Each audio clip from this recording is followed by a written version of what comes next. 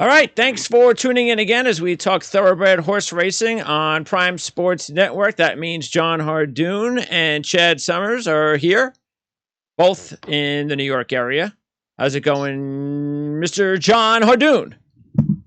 Going well, thank you. Chad, how's it going? Just watching to see how much rain falls down here in New York. Supposed to rain tomorrow? It's raining now. No, through the night. It's going to end tomorrow. It's going to be a nice day. We are going to handicap 3 races from Aqueduct on Saturday's card, races 7, 9, 10. Before we do that, let's recap what happened last week, especially the Grade 1 Coolmore Turf Mile Stakes, won by Annapolis. Chad, yeah. Chad's pick. What'd you think about the performance from Annapolis, Chad? It felt like a coming out party. It felt like, look, he'd never been worse than second in his career, but was a 3-year-old taking on older horses and put it all together. Look, there were 6 Grade 1 winners in that race, so he had a lot to prove, and he did just that, setting a new track record, stakes record, for the mile, and that's a race with a lot of history. Nobody's ever run faster than him. Speaks kind of loudly. Look, we're starting to see in the stake races now 3-year-olds take on older horses. We had Rich Strike 2 weeks ago almost pull up the upset in the Lucas Classic. Now we have Annapolis taking on older horses and winning the Coolmore Turf Mile. So, looks like it was a strong group of 3-year-olds all year. Obviously, we'll see Nest take on the older fillies next in the Breeders' Cup Distaff. We're going to see horses like Epicenter and Taiba and horses like that in the Breeders' Cup Classic against the older horses. So I think it's going to be interesting to see the Breeders' Cup and see how these 3-year-olds, the best of the generation, stack up against their older compatriots. And so far, so good for the 3-year-old crop.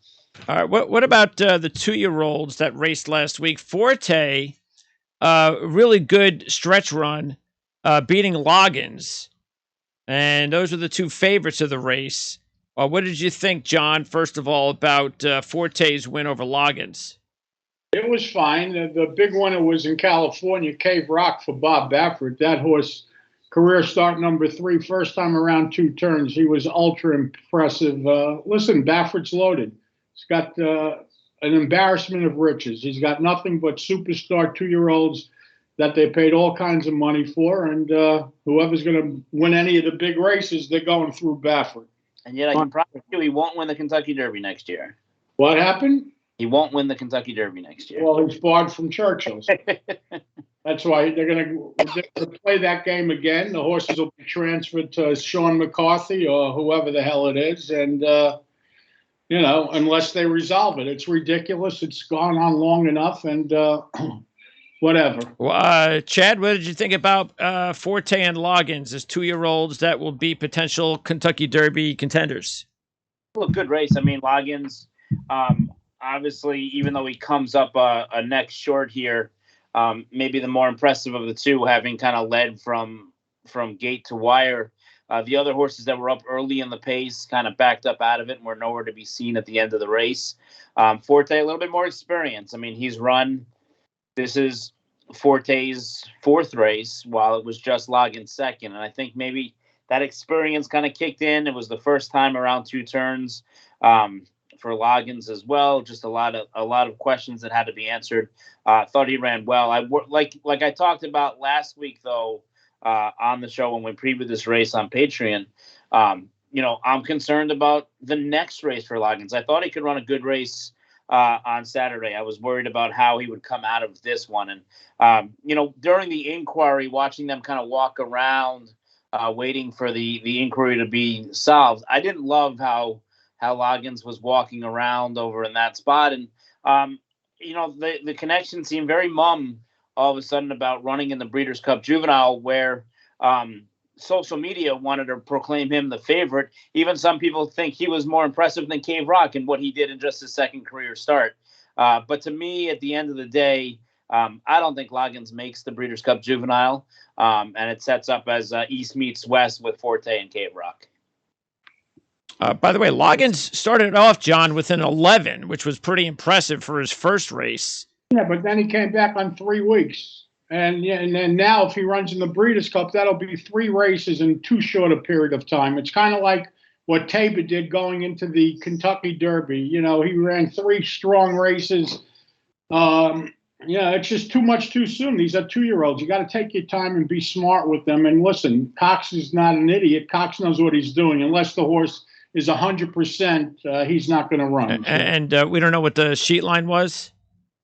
No. By the way, disappointed at Instant Coffee, Chad? Not at all. No, it was. Disappointed in Instant Coffee. It was his second start, first time around 2 turns. He finished 4th. He ran well, I thought. He was beating a nose for 3rd, and he was at one point 11th in the race. So look, to make up the ground that he made while still learning and kind of fighting the kickback a little bit early on in the race, and took about a half mile to settle into stride with Luis Saez. And look, he's a horse with a promising, bright future. I don't think it'll include the Breeders' Cup at this point, but I would think that he's certainly an exciting prospect. And when we head down the road to the Kentucky Derby, definitely a horse that I would imagine would make an early appearance in the top 10 so far. Is it harder or easier to train horses that are closers compared to pace setters? It's irrelevant. Okay. It's really irrelevant. It's every horse does its own thing. The thing with him is, especially like with 2-year-olds, the faster 2-year-olds actually just run scared. And so when they break out of the gate, they're just running away from everything rather than running a race. They're just running away. He's not naturally, the quickest out of the gate, which just kind of put him behind the 8 ball.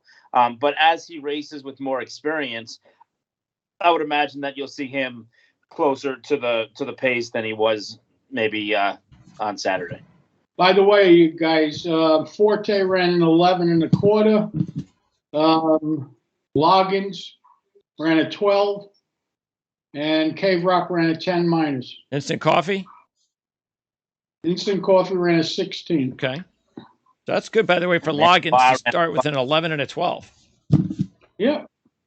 All right. So that's what happened last week. And by the way, we haven't decided yet, but in the next week or two, it's either going to be this upcoming Monday or the 24th. Chad and I are going to go back to that show, and we'll have a big Breeders' Cup discussion on everything going on since the last time we talked about it, which was about 6 weeks ago on that show. So we'll have a lot of Breeders' Cup races to kind of talk about and get you ready for the Breeders' Cup. And don't forget, we're going to have bonus Breeders' Cup coverage for the big 2 days in racing. But that's next month. Let's start with today and Saturday's racing. As I mentioned, we're going to look at the card from Saturday at Aqueduct and all 3 races. We're going to start with race number 9, and all 3, by the way, are on turf. 1 mile and an eighth. This is the graded stakes race. Sands Point Stakes, $200,000 for fillies 3-year-olds. Should go off about 5. On Saturday, we start with Skims, a 5-1 shot that gets Velasquez on board. 1-for-1 at Aqueduct. Coming off a 10, John. Last time out at Kentucky Downs, that was the best number we've seen so far for Skims. Yeah, well, it was a new top. Listen, you're going to see this race is pretty evenly matched. You got most of the field could run between a 10 and 12, and this is one of them. I mean, it is a new top. He ran a 12 earlier. She ran a 12 earlier this year. That last race was at Kentucky Downs. The race before, she had trouble at Saratoga. I guess she has a shot to repeat at 5-1. She's a use for me. That was an interesting race. It was a mile and 5/16 at Kentucky Downs, and she ran a winning race just coming up a little bit short. But look, she's come out of that race really, really, really well. And she's breezing fast. She's breezing well. She actually worked with the Shug McGahee horse that came and won the stake at Aqueduct. I think it was last week or the week before, and just kind of dusted her and was very, very impressive in doing so. That was Pleasant Passage. So holding really good form, looking good, and I think a little bit shorter trip that she's going to receive on Saturday, going a mile and an eighth, will all play to her liking. I like Skims. Okay, next up is the 9-2 shot. Vergara. Vergara actually beat Skims in that race at Kentucky Downs last month. Also, by the way, running a 10. The thing I noticed, John, on the sheets, very inconsistent over all 8 races. The horse is up, the horse is down.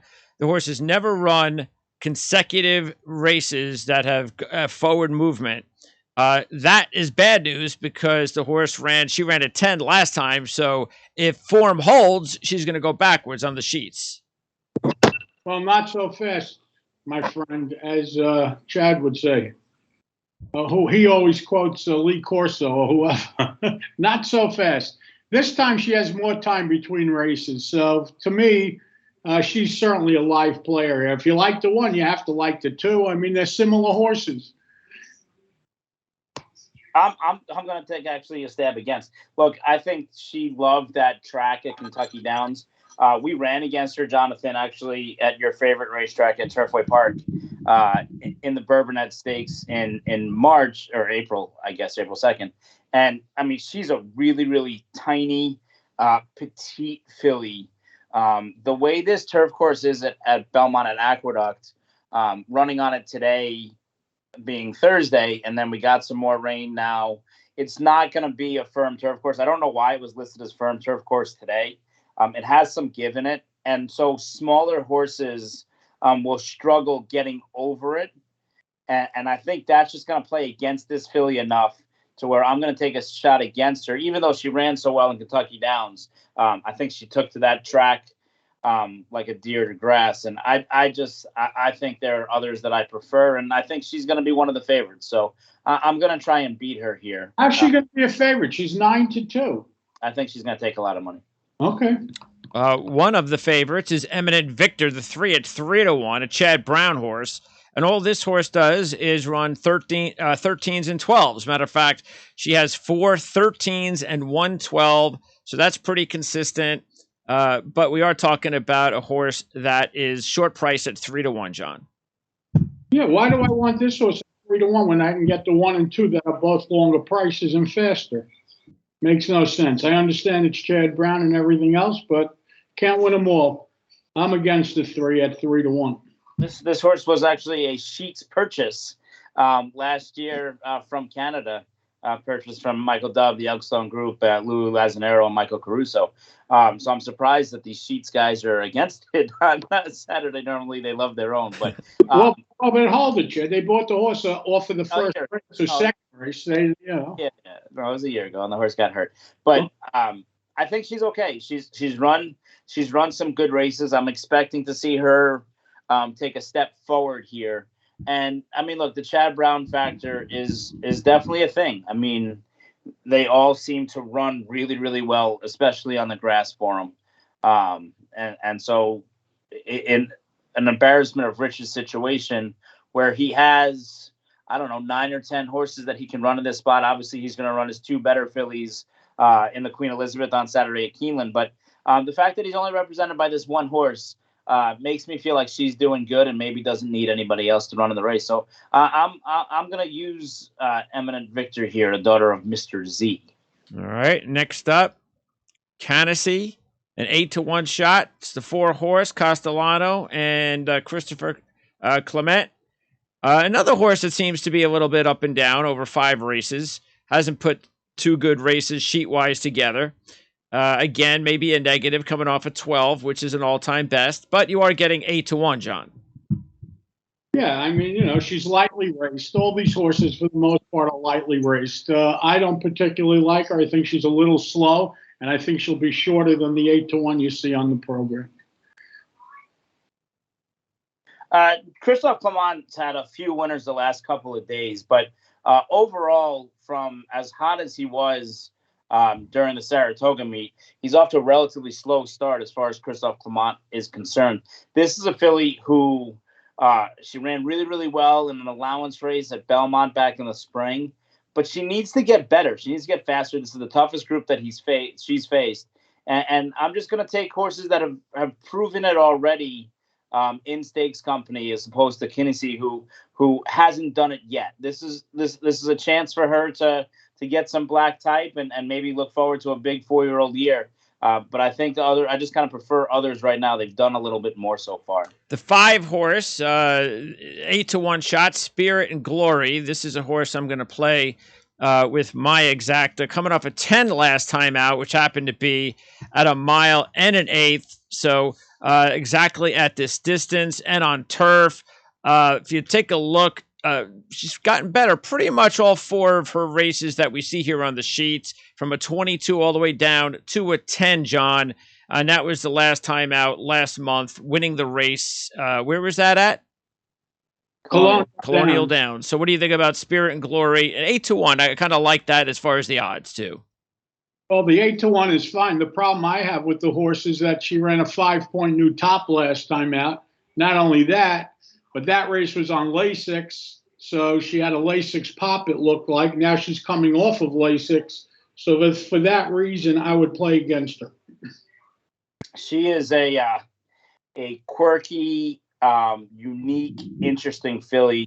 Robert Falcone's done a very, very good job managing this filly. When he first got her from Europe, it's the first European import he ever had. And sometimes to train European horses is different than training horses with an American background.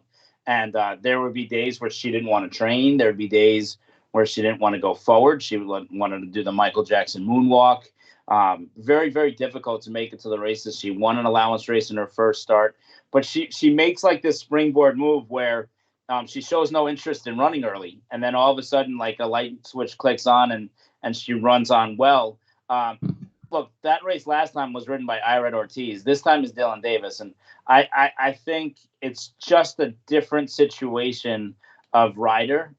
Ired seems like he does nothing wrong. Dylan was aboard this filly in the Lake George. And she never really got involved enough. She ran well enough to only get beat 4 1/4 lengths. But I mean, Eminent Victor was 4 1/4 lengths better than her then, and I'm not sure what changes now. Next up, and this is definitely a horse that I'm going to play with at 12-1, Hail 2. Really good sheet line this year, from a 19 down to 11. Might have the same potential issue as the 5, coming off an 11. You hope the horse doesn't bounce, but at least the odds are good at 12-1, John. Well, I have the same problem with this horse that I do with the 5. Last time out, she ran a new top of 4 points. She's coming off of Lasix, and she would have to repeat. Listen, obviously there's a price you take on every horse. If she's really 12-1, I could see making a case for her, but anything shorter than that, I'm really not interested. She comes from a huge family. That's the family of Wolfie Diners Ghost. Oh yeah, Wolfie. Yeah, that's. I'm trying to think. Albatrani had the horse. He was really good. Yeah, that was Sadler's Joy. Yeah, also a turf horse, and also made like $1 million on the grass. So Sadler's Joy and Wolfie's Diner Ghost. I mean, they come from turf family for sure. She was good last time. The funny thing was nobody wanted to ride her when she ran last time. I was actually my friend was in from Italy, Antonio Fresio. I was trying to get him to pick up the mount before that race. Look, she's a cool horse. She runs well. She runs well with a little give in the track. Well, they will give in that turf course. So. If the track's a little soft, I think Hail 2 certainly moves up at a price. I prefer others in here, but I wouldn't be afraid to use her in my exactas and my tries at a little bit of a price, especially if there's a little give in the track, which I expect no matter what happens. The turf course isn't going to be firm, even if they call it firm. It's going to have a little give to it. And Lizcano 1-for-1, so that helps too. Golden Rocket 20-1 shot to 7, and the 8 Lady Baffled is also a 20-1 shot. What about these 2 long shots, John? Well, Lady Bouncett never ran on the grass, and it's first time for Graham Motion. So he took over the training, and he does exceptionally well on turf, but I think it's stretching it a little bit with this horse. And Golden Rocket was a $16,000 claimer over the spring at Monmouth Park. Came and won a New York Stallion Series race against a very, very weak field. I don't give her much of a chance either. The favorite of the race looks like this should be the favorite of the race. Pizza Bianca, the 9 horse at 5-2, coming back from England. So first race in 4 months. But if you look at it, last year she ended her year in November, came back in April. That was a 5-month layoff. Finished second in the race and ran an 11. Coming up until that 16 last time out, John, she did have 3 straight 11s. So this should be the horse to beat, the 2021 Breeders' Cup winner. Well, the interesting thing about it was she was 5 for 5 in the first or second going into the last race in Royal Ascot. The problem that I have with this horse is that she really didn't get better from 2 to 3. As a 2-year-old, she ran an 11 top. Usually you get better at the age of 3. She came out and ran 2 11s again. So at a short price, when you bet a short price, you want it to try to be a foolproof short price horse. And I don't think that's the situation here. I would use this horse with whoever I decide to key, but I don't think I'm keying this horse. Look, it's interesting to note this filly's actually going to be sold next month in the November sale, I think at Fasig Tipton. And look, she's going to bring a lot of money being a Breeders' Cup winner. And I have a feeling that they're in this race because they know, kind of exactly like you said, Jonathan, like she hasn't really improved from 2 to 3. She could be running at Keeneland in the Grade 1. She would have received an invitation being a Breeders' Cup winner last year, coming back from Ascot. Rather than take on the class of the 3-year-old filly division, they end up deciding to run here instead, which is a really, really smart decision because this race is definitely much easier. It's not even a graded stake race, I don't believe. Yeah, it is. Grade 2. It's a Grade 2? Really? It's a Sands Point. They made it a Grade 2, I think. Well, it probably won't be a Grade 2 next year. It's an easier race, and it's the right decision on them. So I applaud them in at least doing the smart thing and ducking the better horses. And so for that reason, even though I don't like her that much, and I agree with Jonathan that she hasn't gotten better, I do give her a chance because she's running in the easier race. Picks, John. Well, I like the 1 Skims. I'm going to use the 2, 6, and 9 underneath. 1 over 2, 6, 9. Reverse them small if you have room. Chad? I'm going to go with Skims on top as well. And then I'll play the 1 with the 3, 9. And you can throw in the 6 at a price on the bottom. But I think I'm expecting a really big effort here from Skims at 5-1. I think she's sitting on a really big race. And I'm going to go ahead and take the 9 on top with 5 and 6. Try to make some money with the 5 and 6 with the favorite. 9 over 5, 6. And that is race 9, the Grade 2 Sands Point Stakes. And that is going to wrap it up for our free viewers. Again, check us out over on our Patreon page at patreon.com/PrimeSN. You could check out the link in the description area on this page. And we'll see you free viewers next week